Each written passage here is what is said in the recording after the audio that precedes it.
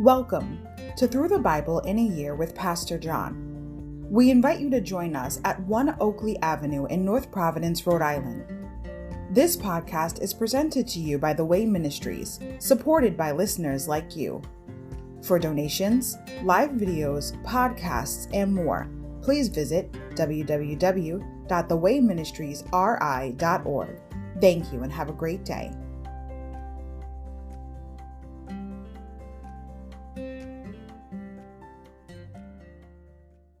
Hi, everybody. Welcome to Through the Bible in a Year with Pastor John.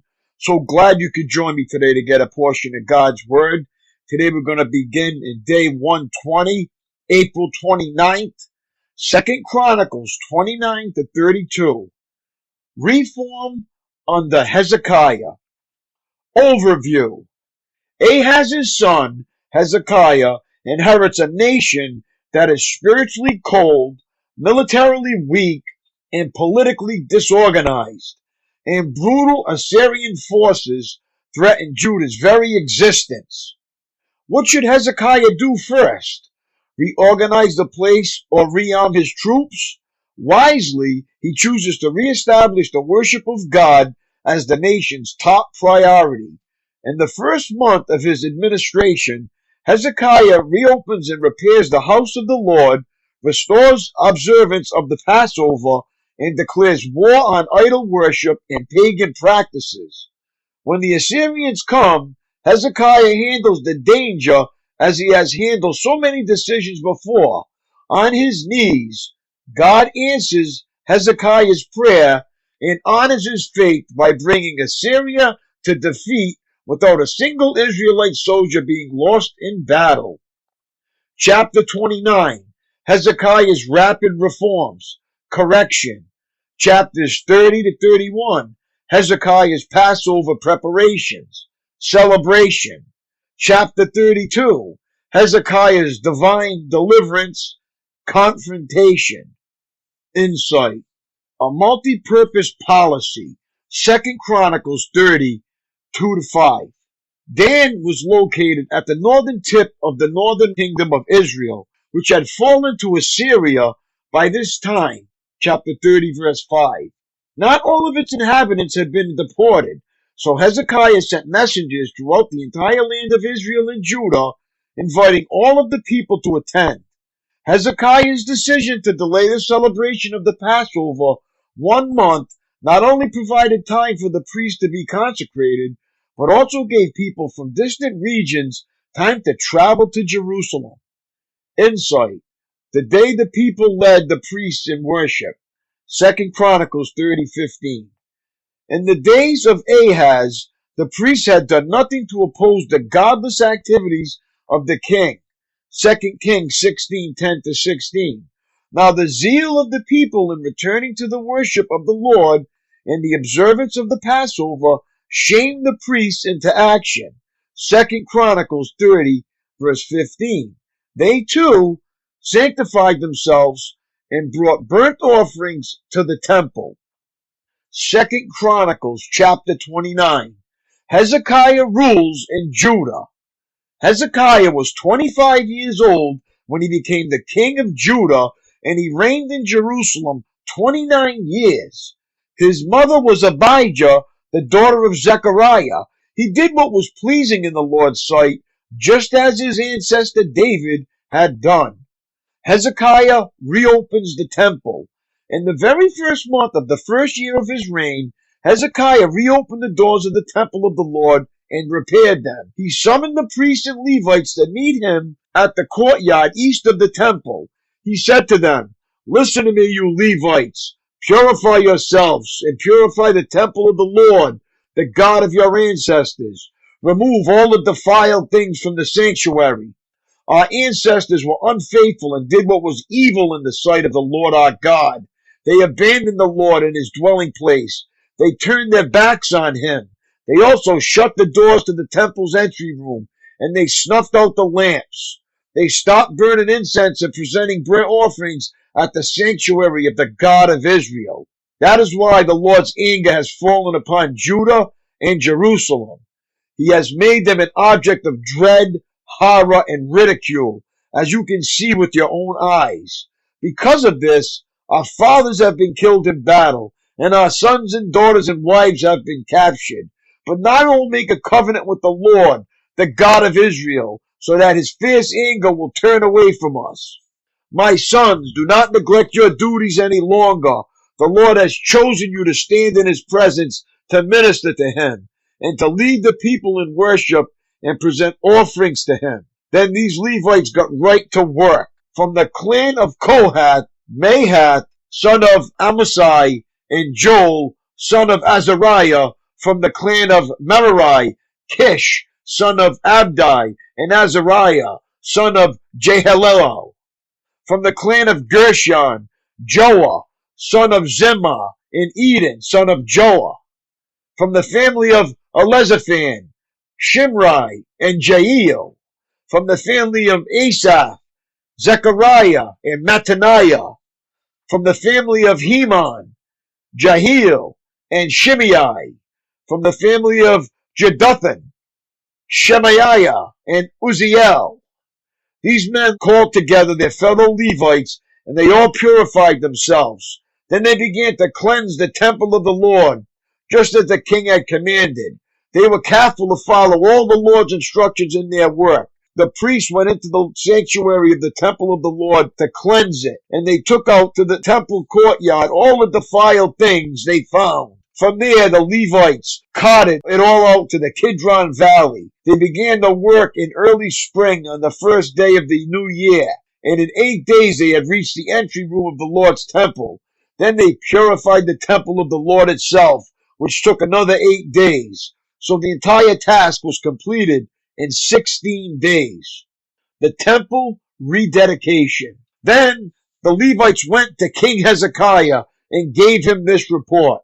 We have cleansed the entire temple of the Lord, the altar of burnt offerings with all its utensils, and the table of the bread of the presence with all its utensils. We have also recovered all the items discarded by King Ahaz when he was unfaithful and closed the temple. They are now in front of the altar of the Lord, purified and ready for use.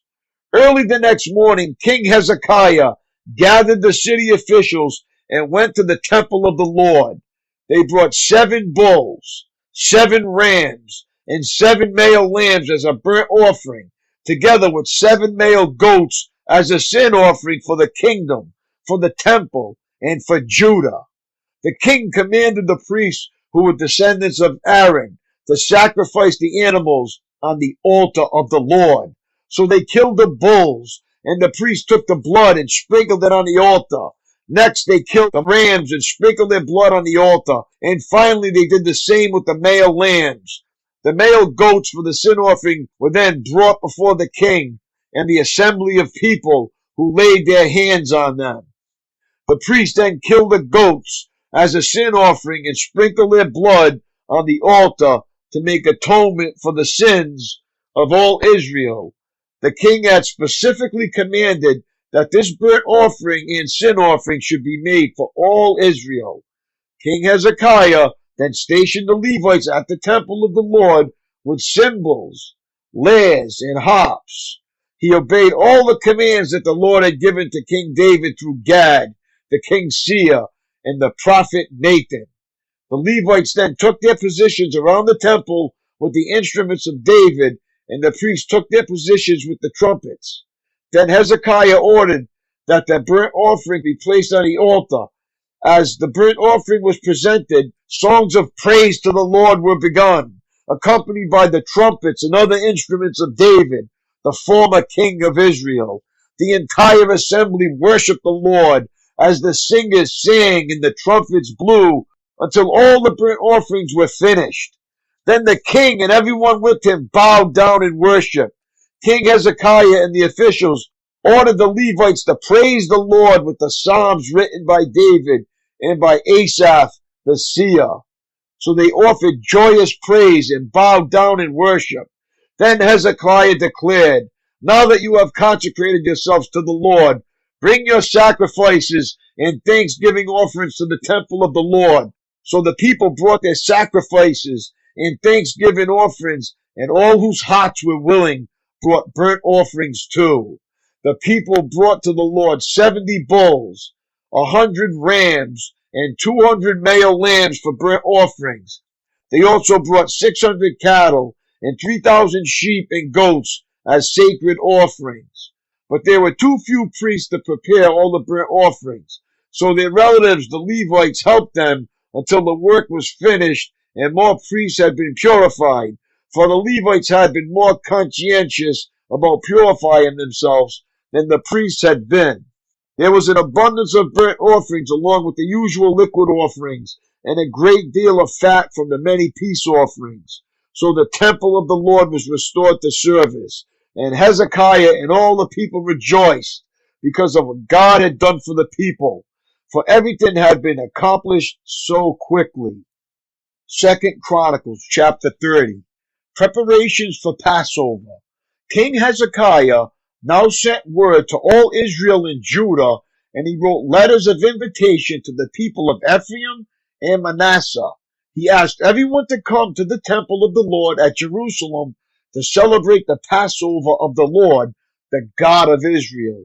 The king, his officials, and all the community of Jerusalem decided to celebrate Passover a month later than usual. They were unable to celebrate it at the prescribed time because not enough priests could be purified by then, and the people had not yet assembled at Jerusalem. This plan for keeping the Passover seemed right to the king and all the people, so they sent a proclamation throughout all Israel from Beersheba in the south to Dan in the north, inviting everyone to come to Jerusalem to celebrate the Passover of the Lord, the God of Israel. The people had not been celebrating it in great numbers as required in the law. At the king's command, runners were sent throughout Israel and Judah. They carried letters that said, "O people of Israel, return to the Lord, the God of Abraham, Isaac, and Israel, so that he will return to the few of us who have survived the conquest of the Assyrian kings. Do not be like your ancestors and relatives who abandoned the Lord, the God of their ancestors, and became an object of derision, as you yourselves can see. Do not be stubborn as they were, but submit yourselves to the Lord. Come to his temple, which he has set apart as holy forever. Worship the Lord your God, so that his fierce anger will turn away from you. For if you return to the Lord, your relatives and your children will be treated mercifully by their captors, and they will be able to return to this land. For the Lord your God is gracious and merciful. If you return to him, he will not continue to turn his face from you." Celebration of Passover. The runners went from town to town through Ephraim and Manasseh and as far as the territory of Zebulun. But most of the people just laughed at the runners and made fun of them. However, some people from Asher, Manasseh, and Zebulun humbled themselves and went to Jerusalem. At the same time, God's hand was on the people in the land of Judah, giving them all one heart to obey the orders of the king and his officials who were following the word of the Lord. So a huge crowd assembled at Jerusalem in mid-spring to celebrate the festival of unleavened bread. They set to work and removed the pagan altars from Jerusalem. They took away all the incense altars and threw them into the Kidron Valley. On the 14th day of the second month, 1 month later than usual, the people slaughtered the Passover lamb. This shamed the priests and Levites, so they purified themselves and brought burnt offerings to the temple of the Lord. Then they took their places at the temple as prescribed in the law of Moses, the man of God. The Levites brought the sacrificial blood to the priests, who then sprinkled it on the altar. Since many of the people had not purified themselves, the Levites had to slaughter their Passover lamb for them to set them apart for the Lord.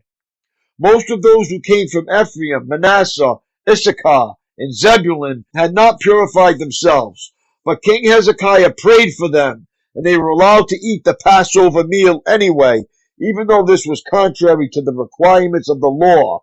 For Hezekiah said, "May the Lord who is good pardon those who decide to follow the Lord, the God of their ancestors, even though they are not properly cleansed for the ceremony."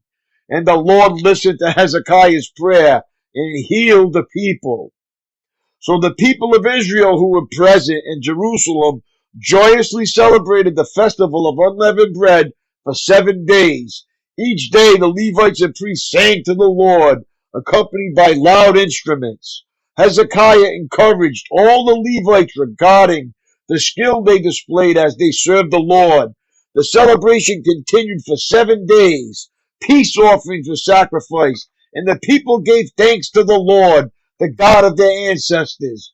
The entire assembly then decided to continue the festival another 7 days, so they celebrated joyfully for another week. King Hezekiah gave the people 1,000 bulls and 7,000 sheep and goats for offerings, and the officials donated 1,000 bulls and 10,000 sheep and goats. Meanwhile, many more priests purified themselves. The entire assembly of Judah rejoiced, including the priests, the Levites, all who came from the land of Israel, the foreigners who came to the festival, and all those who lived in Judah. There was great joy in the city, for Jerusalem had not seen a celebration like this one since the days of Solomon, King David's son. Then the priests and Levites stood and blessed the people, and God heard their prayer from his holy dwelling in heaven. 2 Chronicles chapter 31. Hezekiah's religious reforms. When the festival ended, the Israelites who attended went to all the towns of Judah, Benjamin, Ephraim, and Manasseh, and they smashed all the sacred pillars, cut down the Asherah poles, and removed the pagan shrines and altars. After this, the Israelites returned to their own towns and homes. Hezekiah then organized the priests and Levites into divisions to offer the burnt offerings and peace offerings, and to worship and give thanks and praise to the Lord at the gates of the temple. The king also made a personal contribution of animals for the daily morning and evening burnt offerings, the weekly Sabbath festivals, the monthly new moon festivals, and the annual festivals as prescribed in the law of the Lord. In addition, he required the people in Jerusalem to bring a portion of their goods to the priests and Levites so they could devote themselves fully to the law of the Lord. When the people of Israel heard these requirements, they responded generously by bringing the first share of their grain, new wine, olive oil, honey, and all the produce of their fields. They brought a large quantity, a tithe of all they produced.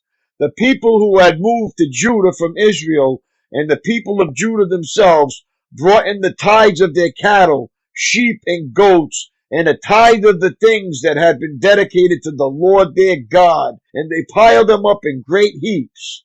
They began piling them up in late spring, and the heaps continued to grow until early autumn. When Hezekiah and his officials came and saw these huge piles, they thanked the Lord and his people Israel. Where did all this come from? Hezekiah asked the priests and Levites. And Azariah the high priest from the family of Zadok replied, Since the people began bringing their gifts to the Lord's temple, we've had enough to eat and plenty to spare. The Lord has blessed his people, and all this is left over. Hezekiah ordered that storerooms be prepared in the temple of the Lord. When this was done, the people faithfully brought all the gifts, tithes, and other items dedicated for use in the temple. Conaniah, the Levite, was put in charge, assisted by his brother Shimei. The supervisors under them were Jehiel, Azaziah, Nahath, Asahel, Jeremoth, Jozabad, Eliel, Ishmachiah, Mahath, and Benaniah. These appointments were made by King Hezekiah and Azariah, the chief official in the temple of God. Kor, son of Imnah, the Levite, who was the gatekeeper at the east gate, was put in charge of distributing the voluntary offerings given to God, the gifts and the things that had been dedicated to the Lord. His faithful assistants were Eden, Menamin, Jeshua, Shemaiah, Amariah, and Shechaniah. They distributed the gifts among the families of priests in their towns by their divisions, dividing the gifts fairly among old and young alike. They distributed the gifts to all males 3 years old or older, regardless of their place in the genealogical records. The distribution went to all who would come to the Lord's temple to perform their daily duties according to their divisions. They distributed gifts to the priests who were listed by their families in the genealogical records, and to the Levites 20 years old or older who were listed according to their jobs and their divisions. Food allotments were also given to the families of all those listed in the genealogical records, including their little babies, wives, sons, and daughters, for they had all been faithful in purifying themselves. As for the priests, the descendants of Aaron, who were living in the open villages around the towns, men were appointed by name to distribute portions to every male among the priests and to all the Levites listed in the genealogical records. In this way, King Hezekiah handled the distribution throughout all Judah, doing what was pleasing and good in the sight of the Lord his God. And all that he did in the service of the temple of God and in his efforts to follow God's laws and commands, Hezekiah sought his God wholeheartedly. As a result, he was very successful. 2 Chronicles chapter 32. Assyria invades Judah. After Hezekiah had faithfully carried out this work, King Sennacherib of Assyria invaded Judah. He laid siege to the fortified towns, giving orders for his army to break through their walls. When Hezekiah realized that Sennacherib also intended to attack Jerusalem, he consulted with his officials and military advisors, and they decided to stop the flow of the springs outside the city. They organized a huge work crew to stop the flow of the springs, cutting off the brook that ran through the fields. For they said, "Why should the kings of Assyria come here and find plenty of water?" Then Hezekiah worked hard at repairing all the broken sections of the wall, erecting towers, and constructing a second wall outside the first. He also reinforced the supporting terraces in the city of David and manufactured large numbers of weapons and shields. He appointed military officers over the people and assembled them before him in the square at the city gate. Then Hezekiah encouraged them by saying, "Be strong and courageous. Don't be afraid or discouraged because of the king of Assyria or his mighty army, for there is a power far greater on our side. He may have a great army, but they are merely men. We have the Lord our God to help us and to fight our battles for us." Hezekiah's words greatly encouraged the people. Sennacherib threatens Jerusalem. While King Sennacherib of Assyria was still besieging the town of Lachish, he sent his officers to Jerusalem with this message for Hezekiah and all the people in the city. This is what King Sennacherib of Assyria says. "What are you trusting in that makes you think you can survive my siege of Jerusalem? Hezekiah has said, 'The Lord our God will rescue us from the king of Assyria.' Surely Hezekiah is misleading you, sentencing you to death by famine and thirst. Don't you realize that Hezekiah is the very person who destroyed all the Lord's shrines and altars? He commanded Judah and Jerusalem to worship only at the altar at the temple and to offer sacrifices on it alone. Surely you must realize what I and the other kings of Assyria before me have done to all the people of the earth. Were any of the gods of those nations able to rescue their people from my power? Which of their gods was able to rescue his people from the destructive power of my predecessors? What makes you think your God can rescue you from me? Don't let Hezekiah deceive you. Don't let him fool you like this. I say it again, no God of any nation or kingdom has ever yet been able to rescue his people from me or my ancestors. How much less will your God rescue you from my power?" And Sennacherib's officers further mocked the Lord God and his servant Hezekiah, heaping insult upon insult. The king also sent letters scorning the Lord, the God of Israel. He wrote, "Just as the gods of all the other nations failed to rescue their people from my power, so the God of Hezekiah will also fail." The Assyrian officials who brought the letters shouted this in Hebrew to the people gathered on the walls of the city, trying to terrify them, so it would be easy to capture the city. These officers talked about the God of Jerusalem as though he were one of the pagan gods made by human hands. Then King Hezekiah and the prophet Isaiah, son of Amos, cried out in prayer to God in heaven, and the Lord sent an angel who destroyed the Assyrian army with all its commanders and officers. So Sennacherib was forced to return home in disgrace to his own land. And when he entered the temple of his God, some of his own sons killed him there with the sword. That is how the Lord rescued Hezekiah and the people of Jerusalem from King Sennacherib of Assyria and from all the others who threatened them. So there was peace throughout the land. From then on, King Hezekiah became highly respected among all the surrounding nations, and many gifts for the Lord arrived at Jerusalem with valuable presents for King Hezekiah too. Hezekiah's sickness and recovery. About that time, Hezekiah became deathly ill. He prayed to the Lord who healed him and gave him a miraculous sign. But Hezekiah did not respond appropriately to the kindness shown him, and he became proud. So the Lord's anger came against him and against Judah and Jerusalem. Then Hezekiah humbled himself and repented of his pride, as did the people of Jerusalem. So the Lord's anger did not fall on them during Hezekiah's lifetime. Hezekiah was very wealthy and highly honored. He built special treasury buildings for his silver, gold, precious stones and spices, and for his shields and other valuable items. He also constructed many storehouses for his grain, new wine, and olive oil, and he made many stalls for his cattle and pens for his flocks of sheep and goats. He built many towns and acquired vast flocks and herds, for God had given him great wealth.